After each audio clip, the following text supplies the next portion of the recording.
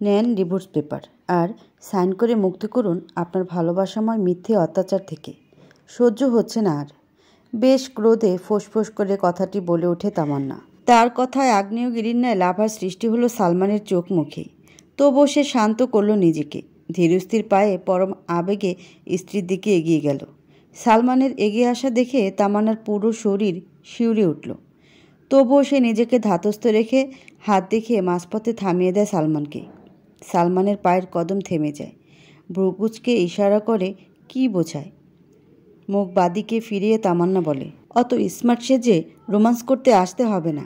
যা বলছি তাই করুন, ডিভোর্স পেপারে সাইন দেন। ঠোঁট কামড়ে সালমান টি শার্টটি খুলে তামান্নার মুখে ছুঁড়ে দেয়। বেচারি থতমত খেল। স্বামীর উন্মুক্ত বুক তার ভীষণ পছন্দ ও আকৃষ্টময়ী স্থান।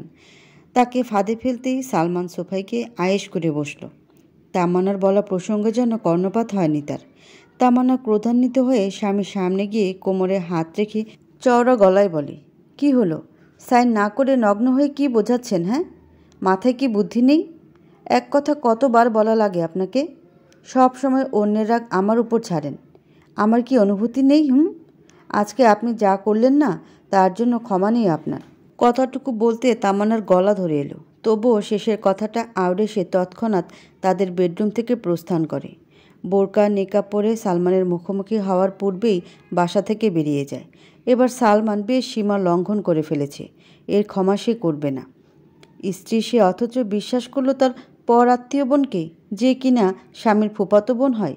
বিয়ে নামক বন্ধনে বিশ্বাস হলো অমূল্য রত্ন। বিশ্বাসহীন সম্পর্ক কাজ ছাড়া অন্য কিছু নয়। রিকশা এসে থামল হাসপাতালের সামনে। এর সামনে 2 কদম পেরিয়ে গেলেই তার বাসা। রিকশা ভাড়া মিটিয়ে চোখ মুছতে মুছতে বাসার দরজায় কড়া নাড়ে তামান্না। তার মা এসে দরজা খুলল। মেয়েকে ক্রন্দনরত দেখে বড়জোর আশ্চর্য হলো না তিনি, বরং স্বাভাবিকভাবে মেয়েকে ঘরের ভেতর নিয়ে এলো। তামান্নার বাবা মোবাইল ঘাঁটছিল। মেয়েকে দেখে তিনি কপাল চাপড়ে বিড়বিড়ে বলে, আবারও ঝগড়া করে আসছে। না জানি জামাইবাবু চোরের মতো কোথায় এসে হাজির হন। তামান্না নিজের রুমে গিয়ে ফ্যাঁচ করে কাঁদতে লাগে। মেয়ের কান্না দেখে ঘাবড়ে স্বামীকে উদ্দেশ্য করে বলে, একটু জামাইবাবুকে কল দাও তো।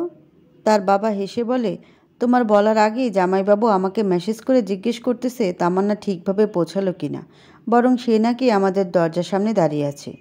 তার মা শুনে মুচকি হাসল। রাতের 2টা বাজে। কান্নার কারণে ঘুমিয়ে পড়েছিল তামান্না। আকস্মিক কোমরে কারো শীতল স্পর্শ কাতরতায় ঘুমের মধ্যে শিউরে ওঠে। তবে নিভু নিভু চোখ জোড়া খুলে অনুভব করে শরীরে ঠান্ডা বাতাসের হাওয়া লাগছে। সেই সঙ্গে তার শরীর অন্য কারো বুকের সঙ্গে লেপ্টে আছে। তৎক্ষণাৎ চোখ খুলে ভয়ে ঘাবড়ে গেল। একজন হুডি পরিহিত লোক তাকে কোলে নিয়ে কোথায় জানি যাচ্ছে। সে নজর বুলিয়ে দেখে চৌপাশ জুড়ে শুধু গাছগাছালির জোয়ার। ভয়ে হুডি পরিহিত লোকের বুকে কিল ঘুষি মারতে লাগে তামান্না। হুডি পরিহিত ব্যক্তি চোখ রাঙিয়ে তামান্নাকে দাঁড় করিয়ে গাল চেপে ধরে বলে, এখন ভয় পাচ্ছিস কেন? হ্যাঁ, ডিভোর্স দেওয়ার আগে মনে ছিল না আমি কি করতে পারি? বল, মনে নেই? এবার যেন কান্না তামান্নার হৃদয় ফেটে বের হয়ে যেতে লাগে। চিৎকার করে কাঁদতে থেকে সালমানের থেকে নিজেকে ছাড়ানোর বৃথা চেষ্টা করে। সালমান বিপাকে পড়ে তামান্নার কিল ঘুষি মারার পন্থা বন্ধ করে দেয়। পিঠের কাছে হাত জোড়া পেঁচিয়ে ধরে, নাক টেনে চোখ জোড়া নিচু করে করুণ গলায় বলে, আপনি শুধু আমাকে কান্না করান, একটুও ভালোবাসেন না। আজকে তো সীমা ছাড়িয়ে ফেলেছেন। কোথাকার কোন আত্মীয়ের ফুফাতো বোনের জন্য আমাকে থাপ্পড় দিছেন। এর শাস্তি হিসেবে আপনাকে ক্ষমা করব না। আপনার স্ত্রী হওয়া থেকে ভালো একদমই শেষটুকু বলতে পারেনি সালমানের কারণে। কেননা ওষ্ঠের ছোঁয়ায় মন্দ কথা বেরোনোর উপায় নষ্ট করে দেয় সে। তামান্নার চোখ জোড়া আবেশে বন্ধ হয়ে গেল। সালমান এক হাতে তামান্নার কোমর জড়িয়ে ধরে এবং ওষ্ঠজোড়া আঁকড়ে রেখে ঋণ ঋণে গলায় আওড়ায়, তার চেয়ে বেশি ভালোবাসি তোমায় সুইটহার্ট। কয়েক মিনিট পর দুজনে ঘন ঘন শ্বাস ফেলতে লাগলো। সালমান দিশেহারা হয়ে তামান্নার কোমর জড়িয়ে রেখে সামনে তাকাতে ইশারা করে। সেও সামনে মুখ ঘুরিয়ে দেখে তার ফুফাতো ননদ অর্থাৎ সালমানের ফুফাতো বোন সুমাইয়া দাঁড়িয়ে আছে। তার গাল জোড়ায় ব্যান্ডেজ করা হয়েছে। চমকে যায় তামান্না। আশ্চর্যের গলায় জিজ্ঞেস করে, ওর গালে কি হয়েছে? সালমান তামান্নার হাত ধরে সুমাইয়ের নিকটস্থ হলো। স্ত্রীর সামনে সুমাইয়ের ব্যান্ডেজ করা গালে চর লাগায় সে। চরের শব্দ এত বেশি ছিল যে তামান্নাও কেঁপে উঠল। ঢোক গিলে তাকিয়ে রইল। সালমান দৃঢ় গলায় সুমাইয়াকে বলে, কথা খুলে তুই বলবি নাকি মুখটা নষ্ট করে দেব তোর? সোমাইয়া ভীতিগ্রস্ত হয়ে তামান্নার কাছে এসে ব্যথিত কণ্ঠে বলে, ভাবি মাফ করে দেন। আসলে সেই সময় আমি ইচ্ছে করে আপনার চোখে সালমান ভাইয়াকে নিয়ে ভুল বোঝাবুঝি সৃষ্টি করতে চেয়েছিলাম। আমার আর সালমান ভাইয়ের মাঝে কিছু হয়নি। আমি ইচ্ছাকৃত সালমান ভাইয়ের ঘনিষ্ঠ হওয়ার চেষ্টা করেছি। যখন আপনি ভাইয়ের জন্য নাস্তা নিয়ে দোকান পর্যন্ত আসলেন, আই এম সরি ভাবি, প্লিজ মাফ করে দেন, না হলে ভাইয়া আমাকে আস্ত রাখবেন না। ভীতু হয়ে পড়েছে সুমাইয়া, যার কারণে সে তামান্নার পা পর্যন্ত ধরতে নিয়েছিল। তবে তামান্না তাকে থামিয়ে বলে, হ্যাঁ হ্যাঁ মাফ করেছি, যাও।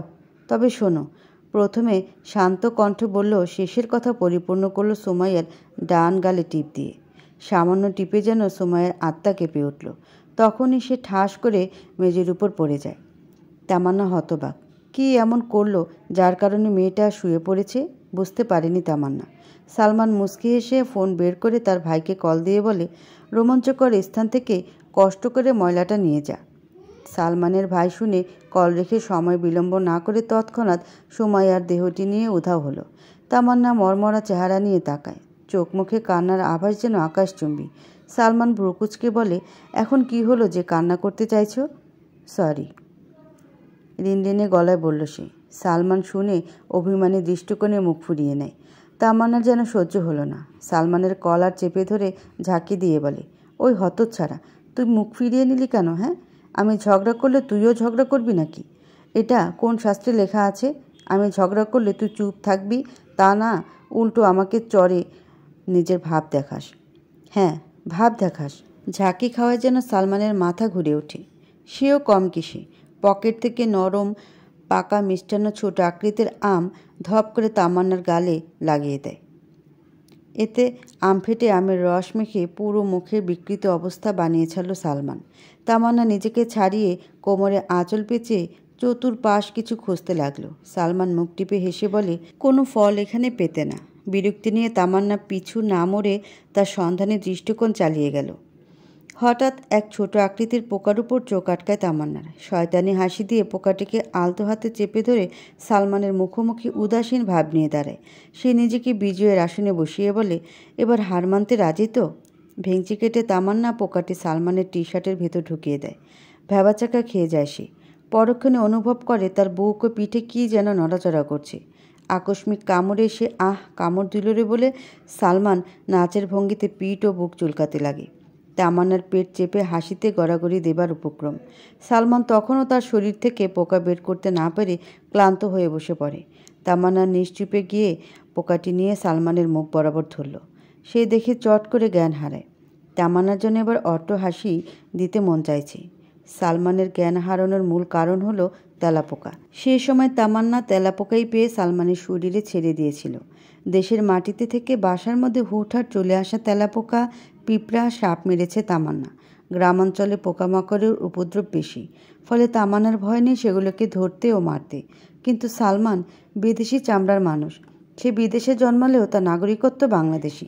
বিদেশে এসে কখনো পোকামাকড়ের আক্রমণের শিকার হয়নি। আজ তেলাপোকা দেখেও আক্রমণের শিকার হয়ে সে একদমই জ্ঞান হারিয়ে ফেলল। তামান্না সালমানকে ধরে বাসায় এনে বিছানায় শুয়ে দেয়। তার টি শার্ট খুলতেই চমকে উঠে সে। তেলাপোকার কামড়ে পিঠ ফুলে লাল হয়ে গেছে।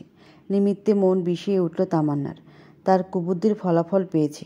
সে উঠে নিজে পরিষ্কার হয়ে এসেছে, স্বামীর পিঠের রক্ত মুছিয়ে মলম লাগিয়ে দেয়। কিন্তু রাত যত গভীর হলো তত সালমানের শরীরে উত্তাপ বাড়তে লাগলো। তামান্নার কান্না পেল। সে ভুল করে ফেলেছে। কোনোভাবে নিমপাতার রস ভেটে প্রাকৃতিক ওষুধ হিসেবে সালমানের পিঠে লাগিয়ে দেয়।